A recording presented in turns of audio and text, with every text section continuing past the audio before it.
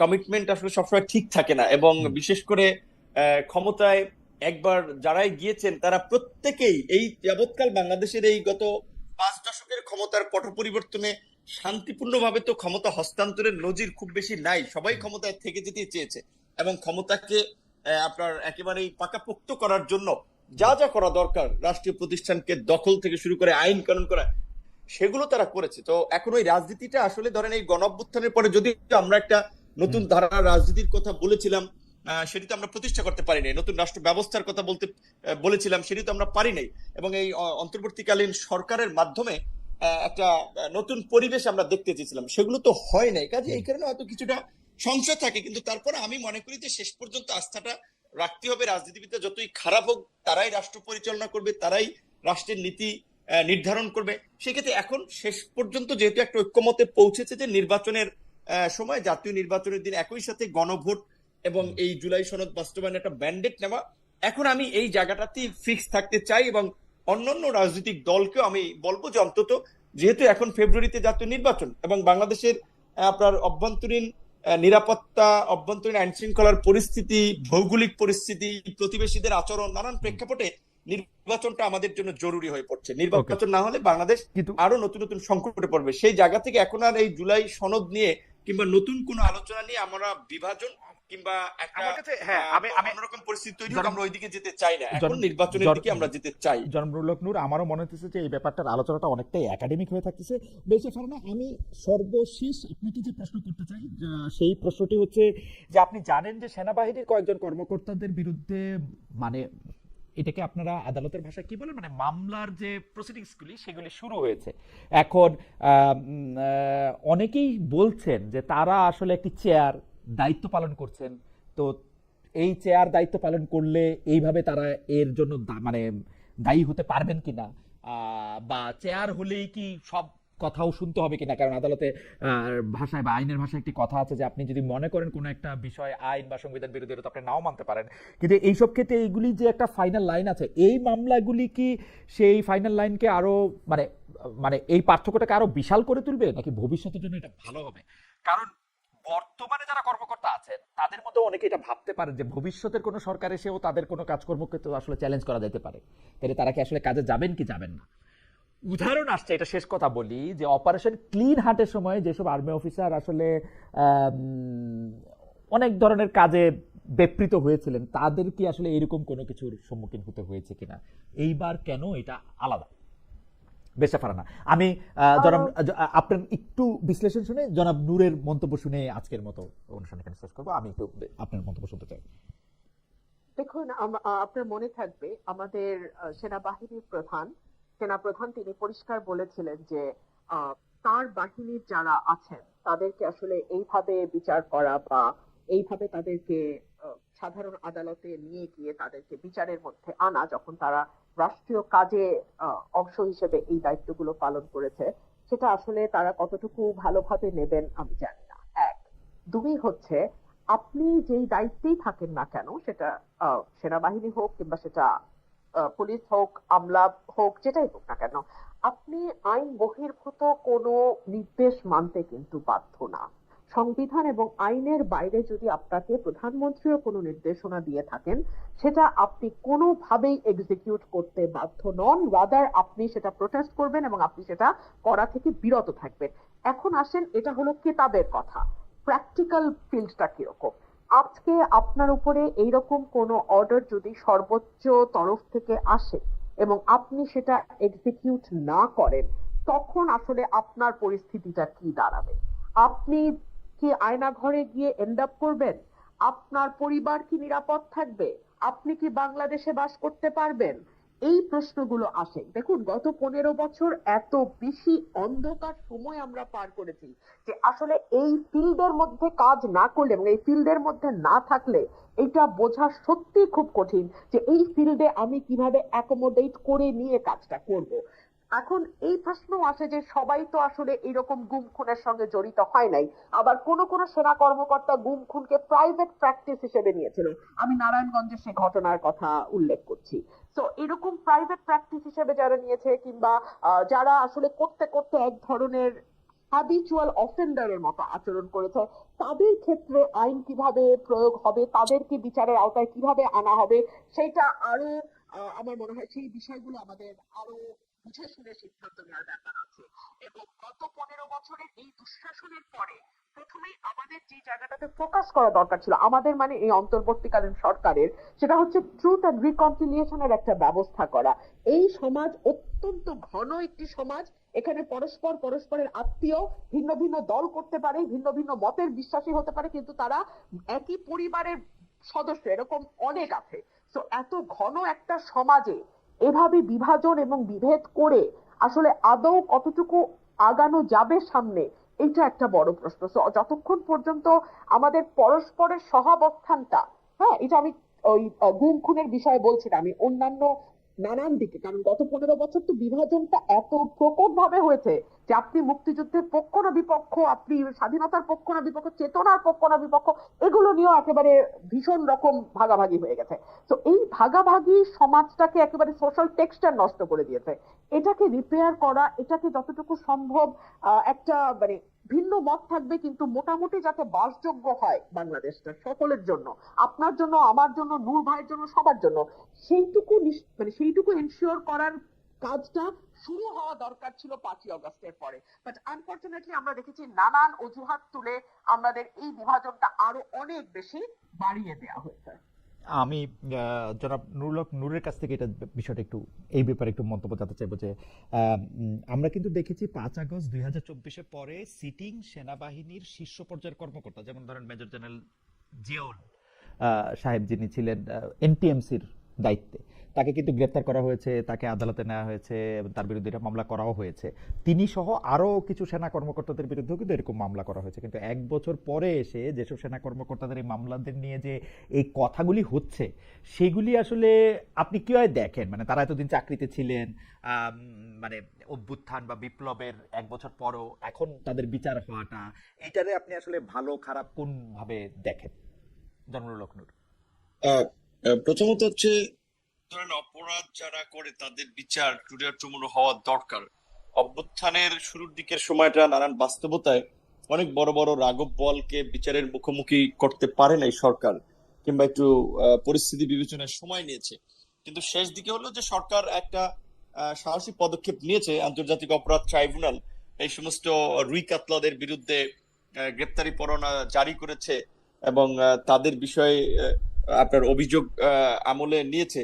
এটাকে আমি সাধুবাদ জানাই। এবং আপনি যেটা বলছেন যে ঠিক, যে হ্যাঁ, এটা বাংলাদেশের এরকমের নজির এই প্রথম সেটা না। বিএনপির সময় আপনার নিশ্চয়ই মনে আছে যে 10টা কষ্টের ঘটনায় কিন্তু তৎকালীন ডিজিএফআই এবং আরো কিছু এই 21শে আগস্ট গ্রেনেড হামলা মামলায় তৎকালীন ডিজিএফআই ডাইরেক্টর, এনএসআই ডাইরেক্টর, তাদেরকেও কিন্তু আপনার গ্রেপ্তার করা হয়েছে এবং জেলেই সম্ভবত ডিজিএফআই ডাইরেক্টর একজন মারাও গিয়েছেন। সাবেক স্বরাষ্ট্রমন্ত্রীকে আপনার যাবজ্জীবন কারাদণ্ড দিয়ে জেলে রেখেছেন। কাজে এই নজির কিন্তু আমাদের এখানে আছে। তো গত 16 বছরে যারা একেবারেই বাংলাদেশের ইতিহাসের সবচেয়ে একটা কালো অধ্যায় রচনা করেছে, আপনি যেমন একজনের নাম বললেন মেজর জিয়াউল, আমি মনে করি এই ধরনের অফিসারদেরকে ফায়ারিং স্কোয়াডে আপনার ফায়ার করে আপনার বিচার করা দরকার ছিল, যাতে ভবিষ্যতে এই দৃষ্টান্ত দেখে আর কেউ এই সমস্ত অপকর্মে জড়িত না হতে পারে। যে সে কিভাবে মানুষকে গুম করেছে, খুন করেছে, সেগুলোর তো এভিডেন্স আপনারা সবাই সবার সামনে আছে। তো এই ধরনের অপরাধের পরেও সে হোক ডিজিএফআই প্রধান কিংবা সেনা প্রধান কিংবা পুলিশ প্রধান, তাদের যদি বিচার না হয়, বেনজির এর মতো পুলিশ প্রধান, তাদের যদি বিচার না হয়, তাহলে তো আরো ভবিষ্যতে বেনজির তৈরি হবে, আরো জিয়াউল হক তৈরি হবে। এই ঘটনায় ইউনূস সরকারের মতো এত বড়, এত জনসমর্থিত সরকার, রাজনৈতিক ভাবে ব্যাকআপ যারা পেয়েছেন, তারা এতদিনে ব্যবস্থা নিয়েছেন এত ডিলে, সেটাই আমাদের আশ্চর্যের জন্য।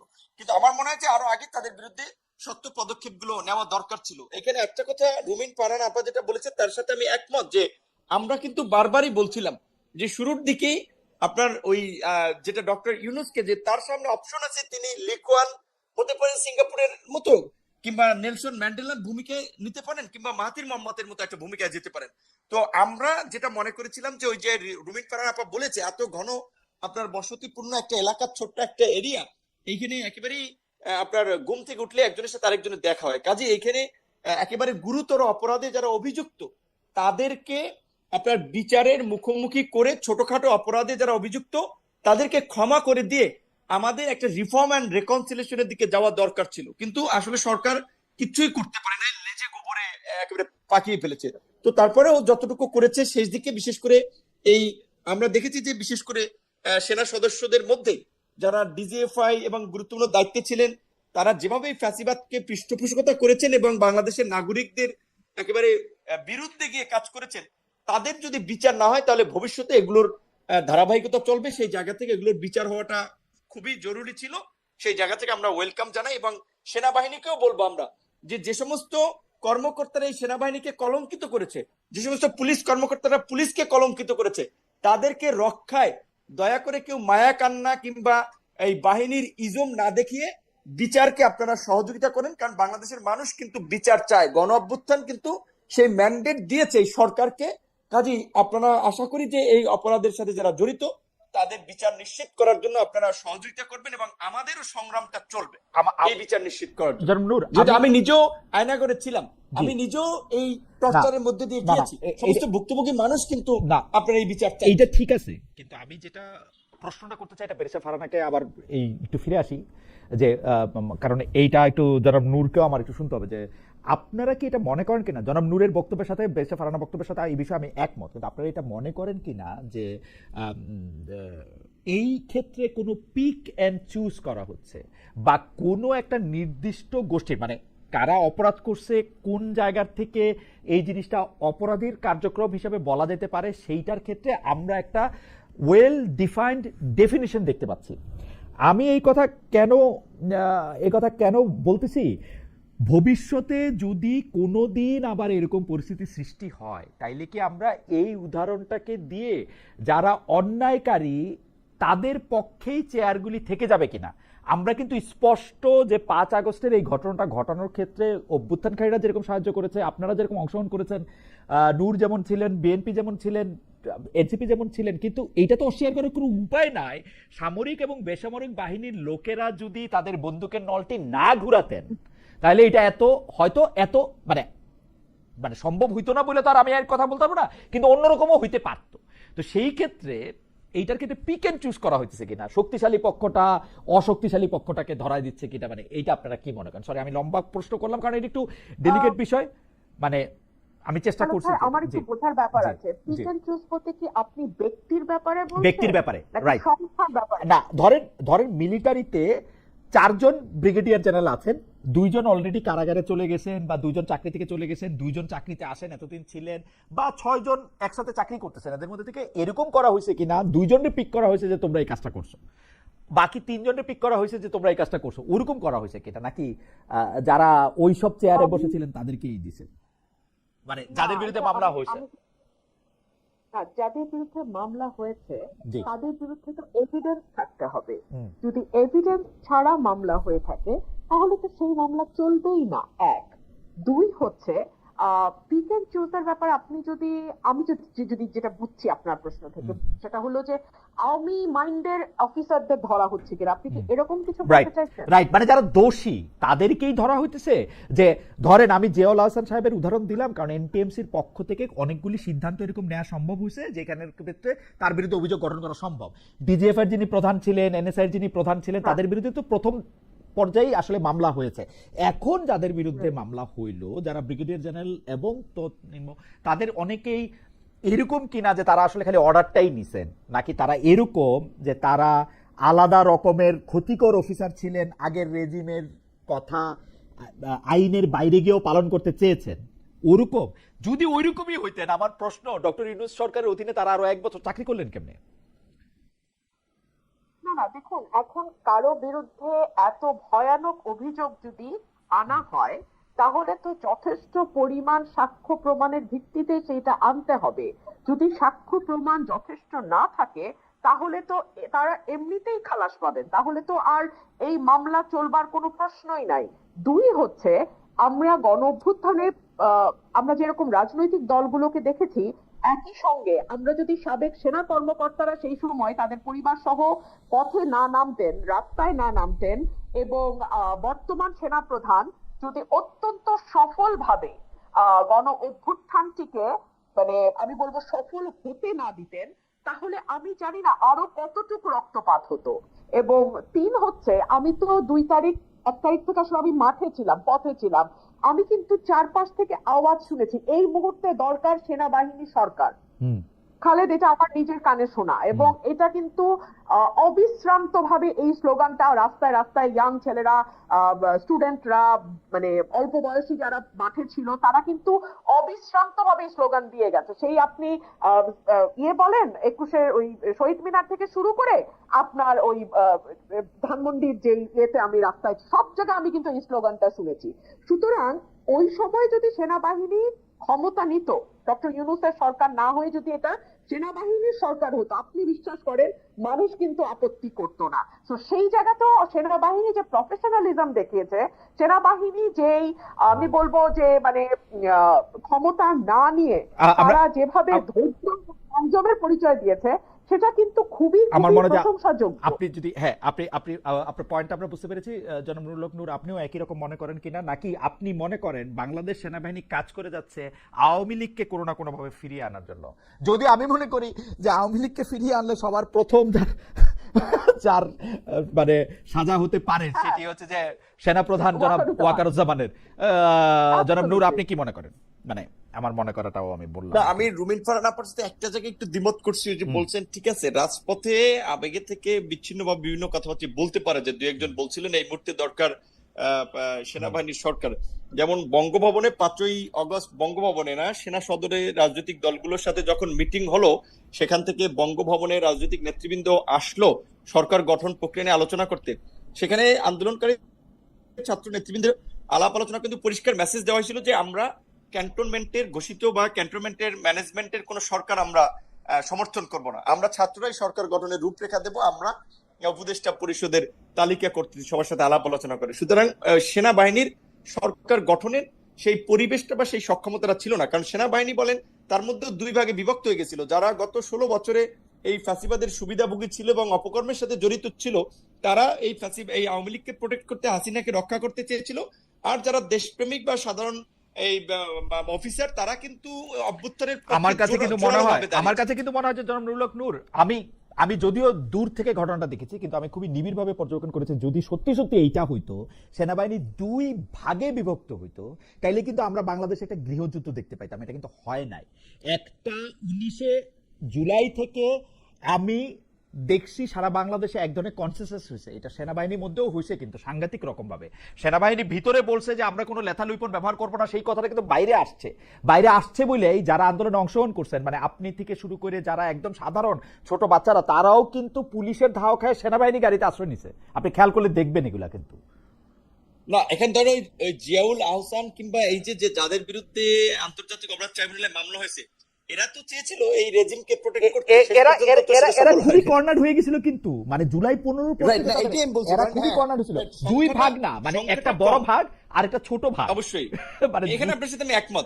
এখানে আমি হয়তো ধরেন যে 90% অফিসার সহ সোলজাররা সবাই এই অভ্যুত্থানের পক্ষে প্রো পিপল একটা পজিশন নিয়েছে, বাট অ্যাটলিস্ট 10 to 15% হলেও যারা আপ্রাণ চেষ্টা করেছিল যে শেখ হাসিনাকে, সরকারকে টিকিয়ে রাখতে। তো আমি এই বিষয়টাকে সেভাবে দেখি। আর এই বিচারের ক্ষেত্রে আমি যেটা মনে করি যে ধরেন আমরা যেটা মনে করি যে অভ্যুত্থানের পরে, সেটা সামনে যারাই সরকার আসুক, আইন শৃঙ্খলা বাহিনীকে যেন আর নিজেদের দলীয় লাঠিয়াল বাহিনীর মতো ব্যবহার করতে না পারে, ক্ষমতায় থাকার জন্য ব্যবহার করতে না পারে, সেজন্য হলেও এই ঘটনাগুলোর বিচার হওয়া দরকার। আর অবশ্যই বর্তমান সেনাপ্রধান জেনারেল ওয়াকারুজ্জামান, তিনি শেখ হাসিনার আত্মীয় হলেও তার যে একটা ভূমিকা ছিল সেনা প্রধান হিসেবে, সেটাকে তো আমরা অ্যাপ্রিসিয়েট করেছি। গত 1 বছরে সেনা প্রধানের বিরুদ্ধে তো আমাদের অভিযোগ নেই, কিন্তু এই যে গুমখুনের মতো মানবতা বিরোধী অপরাধ, জঘন্য অপরাধে যারা জিয়াউল আহসান কিংবা ডিজিএফ এর কিংবা বিভিন্ন গোয়েন্দা সংস্থা বা দায়িত্বশীল ব্যক্তি যারা আজকে অভিযুক্ত হয়েছেন, তাদের বিরুদ্ধে তো আমাদের অভিযোগ আছে। যারা আপনার এই ধরনের অপকর্মে জড়িত থাকেন নাই, তাদের বিরুদ্ধে তো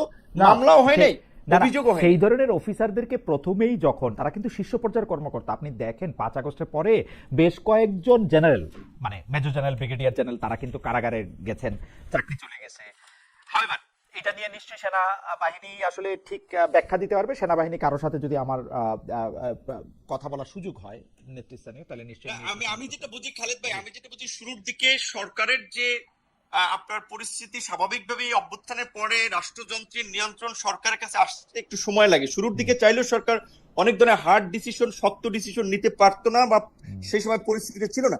এখন সরকার মনে করেছে যে তারা 1 বছর পার করেছে, বিচারটা তো একটা ন্যূনতম অগ্রগতি তাদের দেখাতে হবে। সুতরাং এই বড় এবং এই বিচার আপনি দেখেছেন ওই যে অভিযোগগুলো দায়েরের সময় সেখানে কিন্তু জাতিসংঘের আপনার মানবাধিকার দায়িত্ব যারা প্রতিনিধি তারা কিন্তু আদালতে ছিলেন, এবং এই পুরো বিচারিক প্রক্রিয়া কিন্তু একেবারেই আন্তর্জাতিক বিভিন্ন সংস্থা পর্যবেক্ষণ করতেছে। সেই ক্ষেত্রে আমার মনে হয় না যে এখানে কোনো পিক অ্যান্ড চুজ কাউকে ওইভাবে মুখোমুখি করা হচ্ছে, বিচারের মুখোমুখি যারা একেবারে অভিযুক্ত তাদের বিরুদ্ধে বিচার হচ্ছে, এবং আন্তর্জাতিক মানদণ্ডে আন্তর্জাতিক সংস্থার এবং প্রতিনিধিদের উপস্থিতিতে। আমার মনে হয় যে এই সরকার সবসময় দুর্বল ছিল। আমার মনে আছে যে আপনি আপনার স্থানীয় নির্বাচনী এলাকায় যেতে সময় বিএনপির কর্মীদের কর্তৃক বাধার সম্মুখীন হয়েছিলেন বলে আপনি সাহায্য চেয়েছিলেন। সেই সময় সরকার সাহায্য করতে পারে নাই, আপনাকে বলছে যে না এটা করা যাবে না, আপনি ঘুরপথে যান, আপনি রাগ করে চলে আসছিলেন। সেই অবস্থা এখনো আছে। সরকার কিন্তু তার এই এক জায়গায় কনসিস্টেন্সি রাখতে পারছে, সে বরাবরই দুর্বল ছিল আসলে। এখন ঠিক এখানে আপনার সাথে একমত যে এখনো তার মধ্যে সেই তার এটা সিদ্ধান্ত অসাধারণ নেওয়ার ক্ষেত্রে বিভিন্ন পদক্ষেপ এটা আমরা দেখি নাই, যেই কারণে আসলে এই আমাদের আক্ষেপটা অসাধারণ কনসিস্টেন্টলি তারা দুর্বল ছিল। তো কখনো কখনো আওয়ামী লীগের পকেটে না, আওয়ামী লীগের পরে কখনো কখনো বিএনপির পকেটে, কখনো জামায়াতের পকেটে, এখন বোধহয় কিছুটা কখনো এনসিপির জোব্বায়, এখন বোধহয় বিএনপির পক্ষেই আছে। সেই তো আমরা বিএনপির নেত্রীকে দিয়ে আজকে অনুষ্ঠান শেষ করি। ব্যারিস্টার রুবিন ফারহানা, আমরা 30 সেকেন্ড শুনতে পারবো। না, আমাদের আজকে যে আলোচনা তাতে দেখুন কি অসাধারণ ভাবে আমরা তিনজন একমত হয়েছি যে এই সরকারটি ভীষণ রকম দুর্বল, ভীষণ রকম অকার্যকর, ভীষণ রকম ব্যর্থ। কারণ এটা এই সরকারের ব্যর্থতার মধ্যে সীমাবদ্ধ নাই। দুর্ভাগ্যজনক ভাবে আমরা যে একটা বিরাট স্বপ্ন নিয়ে আসলে যাত্রাটা শুরু করেছিলাম, এবং একটা দীর্ঘ লড়াই, তো 15 বছর একটা লম্বা সময়, এই 15 বছরের লড়াই এবং গত 24শে আগস্ট, জুলাই আগস্টের 36 দিনের বিভৎসতা, তারপরে যখন এই সরকারটি আসলে কোন জায়গাতে, আপনি আমাকে একটা জায়গা দেখান খালেদ ভাই যে এই সরকার সফল, যদি একটা জায়গাও থাকতো আমাদের কিছুটা হয়তো সান্ত্বনা হতো, কিন্তু আমরা আনফরচুনেটলি আমরা তিনজনই একমত হলাম। দুর্বল, তবে পুরোপুরি কিছু জায়গায় ওই কি সফল হয় নাই কিনা সেটা আমরা নিশ্চয়ই আসলে খুঁজে দেখবো। যে যেই পরিস্থিতিতে